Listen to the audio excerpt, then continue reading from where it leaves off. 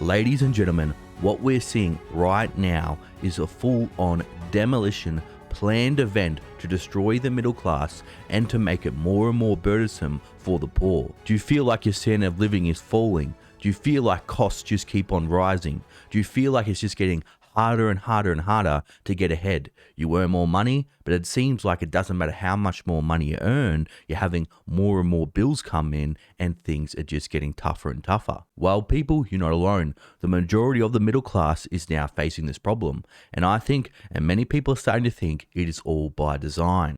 The global elites have a plan to put in policies that's going to make it harder and harder and harder for you to get ahead. They want to keep you poor so they can retain all the power. And people, I'm also going to go over how the economy is going to be facing a huge recession this year, if not a depression. And again, this is not speculation. I'm going to show the news, the facts, and the data. So let's not waste any time, ladies and gentlemen. Let's get straight into it. Well, okay, everyone, look at this. The cost of living has become extremely oppressive, and 57% of Americans cannot afford a $1,000 emergency expense. Now, we all know there's been a lot of people that haven't had an $1,000 emergency fund, but the number of people not having this emergency fund is getting higher and higher and higher every single month. People's savings is falling, like we're seeing with the US personal savings rate, and they're taking on more and more debt, which is a recipe for disaster. And you don't have to be an economist to figure out why. It's because things are getting more and more expensive, and our leaders have just made it worse with flooding the system with money. It went to the banks first, so they benefited the most, and now they've pursued highly inflationary policies for years to keep kicking the can down the road.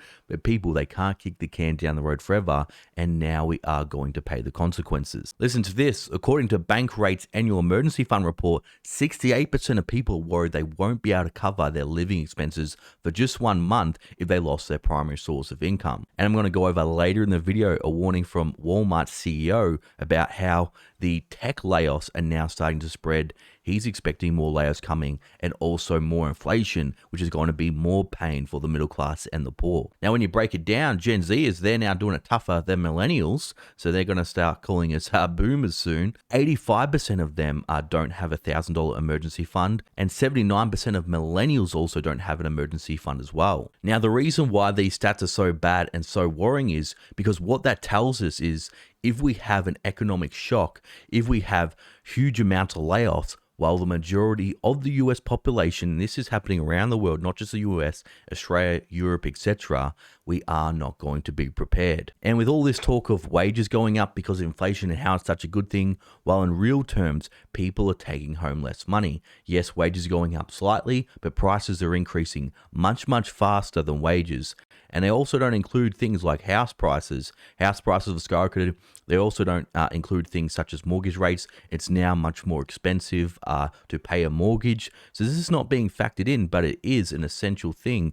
Most people need a roof over their head. Not everybody pays with a mortgage, but we're going to see rent still remain high as well. Another survey that was recently released found that earnings are falling behind the cost of living for 72% of middle-income families. Nearly 3/4 or 72% of middle-income families say their earnings are falling behind the cost of living, up from 68% a year ago. So this is a great inflation scam that our leaders try to tell us is a good thing.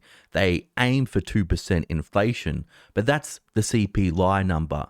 Real inflation rate, even if the CPI does get back down to 2%, will be more like 6%, especially if they use the way they used to record it in the 80s Shadow Stats. Shadow Stats has the way they recorded inflation in the 80s at 15%. So even if they do get back down to their 2% goal, for example, if they say, well, wages are going up 3%, it's going up higher than inflation. No, in real terms, the real inflation number will be more like 6%. And that's why over the past 30, 40 years, the standard of living for the middle class has gotten worse and worse.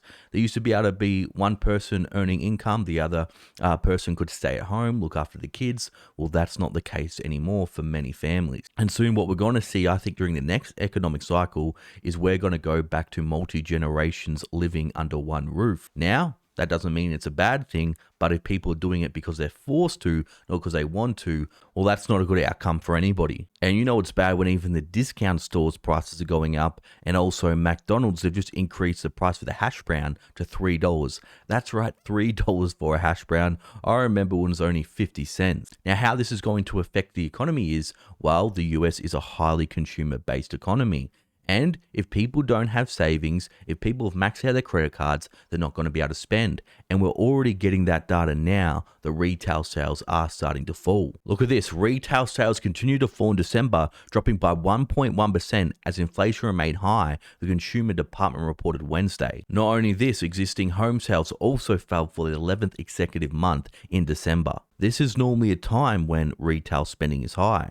And remember, prices are going up. So if they're falling 1.1% in dollar terms, when you factor in inflation, retail sales, when you think about it for what goods people are getting, is actually even falling much faster than that. So food prices are skyrocketing, gas prices have been skyrocketing, and also rent is increasing. These are the three essential things the middle class needs.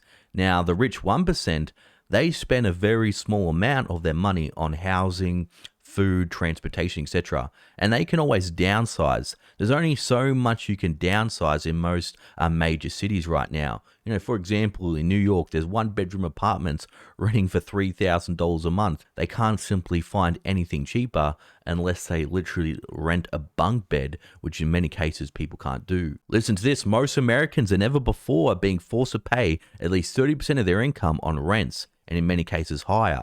The average US household is now considered rent burden as a record high number of people are spending more than 30% of their income on rent. So you're starting to see the picture here, people. The entire system is crumbling around us and we haven't felt the real pain. The real pain is going to be when there's much more layoffs. Yes, there is a lot of layoffs being announced now, but there's going to be much, much more. And when the unemployment rate doubles, that's when we're going to see a great recession like 2008 and maybe even a Great Depression if something in the financial system breaks, like I think will happen, or we have some kind of black swan event and it could rival 1929. Because even CNBC agrees, amid inflation, more middle-class Americans struggle to make ends meet. Economists' definition of middle class varies. The Pew Research Center identifies a middle class as someone earning between $47,000 and $140,000, but the median is around $90,000 per year. Listen to this. As is often cited, the share of adults who live in middle-class households is shrinking. Now, 50% of the population falls in this group as of 2021, down from 61% 50 years earlier, according to Pew. So if you feel like your standard of living has been falling for the past 30, 40, 50 years, that's because it has. We can see here, 61% of people used to be middle class. Remember, thanks to automation, a lot of these middle class jobs are gone and it's only going to get worse, which I'll get into later. That's right, we've gone from 61% of the US in the middle class now to just 50%. And this is the data from 2021. I think now it is even lower than that. So people around the world, not just in the US, are now having to take drastic action. And look what they're having to do now to keep up with the cost of living. This is absolutely devastating, everyone. So look at this, everyone. This is quite sad. 42% said they're going to have to work longer before retirement. Now, this is absolutely devastating. You've worked hard, you worked your whole life, paid your taxes, but because of inflation, you now can't retire. Now, what happened if you got sick or had some health-related issues? This is going to put people in some severe economic pain. And now look at this. Some people want to raise the retirement age to 70. So it's quite obvious what their plan is. They're hoping you're not going to make it to retirement age because the US government is absolutely bankrupt. Look what else they're having to do. 30%, they're going to have to cut back or pause savings in emergency funds. So what we're going to see is instead of 57% not having an emergency fund, we're going to see 60, 70% because more people don't have any discretionary spending to save for an emergency. 9% delay car repairs or maintenance, 22% find a higher paying job, 19% increase credit card use, which we're definitely seeing now, 14% tap retirement savings, which again is quite sad. It's ruining people's retirement, and the list goes on and on of cutbacks people are having to do. So we can see how bad things are now, but let's listen to a warning from the Walmart CEO about how bad things are going to get. And I'm also going to get into, lastly, what the global elite's plan is to make your life even harder and harder. You look at these layoffs happening now across the country.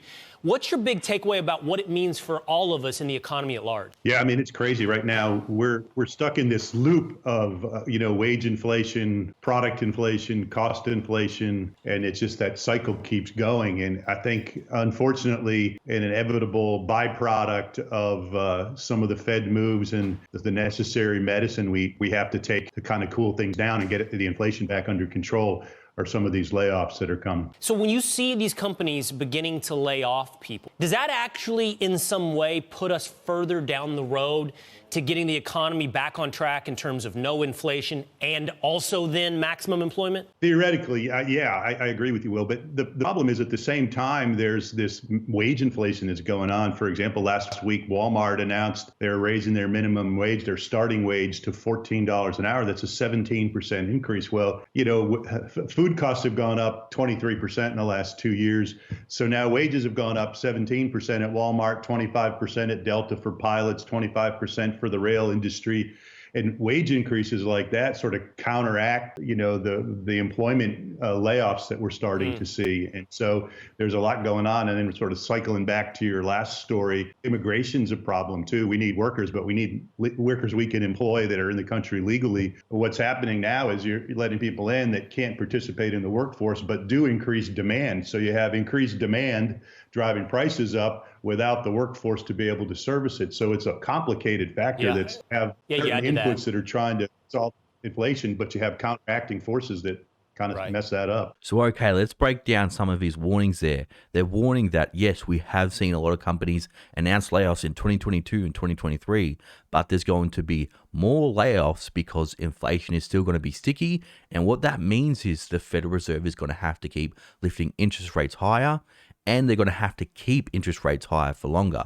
A lot of people, the market is rallying right now because they think the Federal Reserve is going to do one more rate hike and then they're going to start cutting interest rates. No, that can't happen, people. They have to wait until inflation goes back down at least close to 2%, maybe 3%.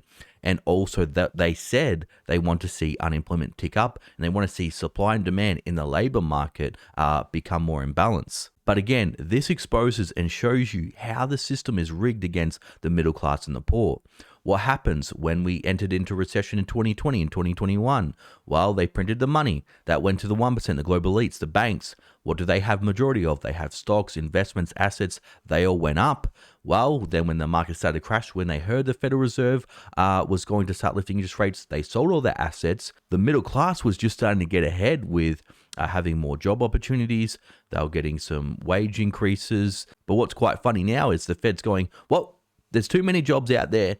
People are making too much money. We need to crash this economy. And remember, a lot of the Fed insiders sold stocks in 2021. So maybe they're going to be waiting on the sidelines to wait till everything crashes, buy everything for pennies on the dollar, and rinse and repeat. This is the boom-bust cycle that's been happening for decades. And that's why the 1% keeps getting ahead and the middle class keeps on falling further and further behind. But don't worry, everyone. The global elites have a plan for you to survive the cost of living crisis. What is that? Just eat bugs. So that's right.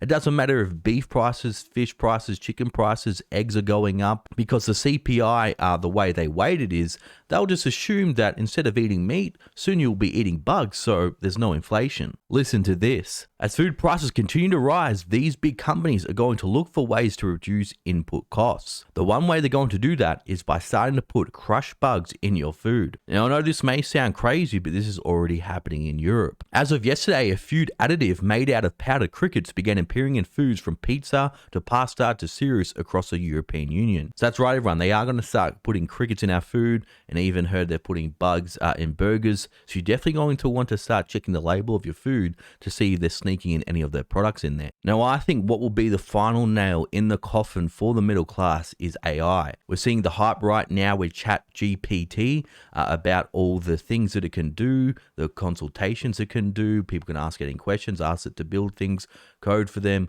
Yes, while it's in its early stages now, it can't do much now. It will continue to get smarter and smarter and smarter going ahead. We're seeing a lot of companies doing automation.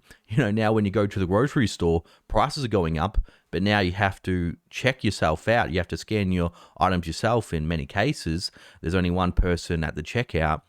You have to pack your bag yourself, and now you have to pay for the bags as well, but the prices just keep on going up. We're seeing now with banks, there's some banks, there was a TikTok that went viral, not that I'm on TikTok, but I heard about this, that a Bank of America is now fully automated. You scan your bank card, you go into this banking branch with no employees. There's one conference room if you need to speak to a digital teller, but soon this will all be done by AI. So what's the global elite's plan for this? Well, UBI, Universal Basic Income. Now, the problem with this is it sounds great. Get $3,000, $2,000 a month for doing nothing. Well, we've all figured out, or we all saw what happened in 2020 when they trialed this with the stimulus checks. All it did was make everything much, much more expensive extremely quickly. So at the start, while it may sound good getting a free $1,000, $2,000 a month, what they will simply do is just put the prices up like crazy. So that $2,000 a month may not even buy you 2 weeks of groceries or may not even cover your rent. Not to mention this, they may say, well, it's great. You don't have to work. You don't have to do anything. You can just sit in the metaverse, do nothing. While there may be people like myself, and I'm sure many of you people watching, that may be ambitious. Maybe you want to make more than $2,000 a month. Maybe you want a high lifestyle. Maybe you want to invest. Maybe you want to save more for retirement because you know your social security is not going to be there. Well, you're not going to be able to do that because AI is going to take a lot of jobs and you're just going to be stuck on your fixed income. So everyone, I know this sounds bad because it is bad and it's going to get worse, but the strong will always survive. In this economy right now, things are changing so fast, it's literally adapt or die. So what I'm doing and what I recommend you do is you need to increase your skills rapidly. You need to see where the supply demand is in the market. You need to look at your job, figure out if it's going to be replaced by AI, have multiple high income skills, start a side hustle online, get a second job, and start saving right now because this literally may be your last chance to get ahead. This may be our last chance to achieve the American dream before AI takes all our jobs. If you got some investments, if you got gold and silver, if you got your retirement sorted, you will be okay. But everyone, what do you think about all of this? Let me know down below. Now, for all my loyal viewers and subscribers still watching, you're awesome. Thanks for watching. I'll see you all in the next video.